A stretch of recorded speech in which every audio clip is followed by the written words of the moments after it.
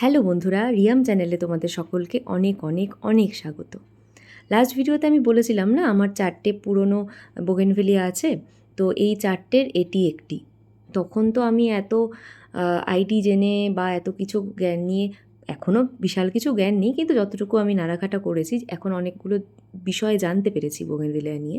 তখন জানতাম না, ফুলের রং যেটা পছন্দ হতো ওই অমনি কিনে নিয়েছিলাম। তো এটা আমার 2-2.5 বছরের গাছ। দেখো, আমি তখন প্রুনিং করা, শেপ দেওয়া কিছুই জানতাম না। হ্যাঁ, যেগুলো মনে হয়েছে বেশি বেড়ে যাচ্ছে ওইভাবে ছোট্ট করে কেটে দিয়েছি। সেই প্রুনিংটুকু আমি করেছি, যেরকম সব গাছে করে থাকি। কিন্তু এইটার মানে আলাদা করে যে শেপ হয়, এখন যেরকম দেখতে পাচ্ছি সব সব দাদাদের বা সব যাদের ফলো করছি, তো এখন হয়তো একটুখানিও নলেজ হয়েছে। এটা আমার 2-2.5 বছরের গাছ।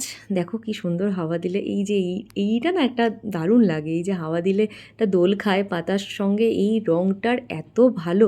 আমি জানি না এটা যতদূর সম্ভব জাকিরানা অরেঞ্জ, আমি জানি না আমি ঠিক বলছি কি ভুল। যদি ভুল হয় তোমরা আমাকে ঠিক করে দিও। আর দেখো, ভিডিও করতে করতে হঠাৎ চোখে পড়লো, দেখো রানী কালার একটা মনে হচ্ছে কেউ তুলি দিয়ে এঁকে দিয়ে গেছে না, কি সুন্দর। এইটা আমি রিসেন্টলি রিপোর্ট করেছি, রিপোর্ট করার পর এটার কালারটা না অদ্ভুত একটা এসছে।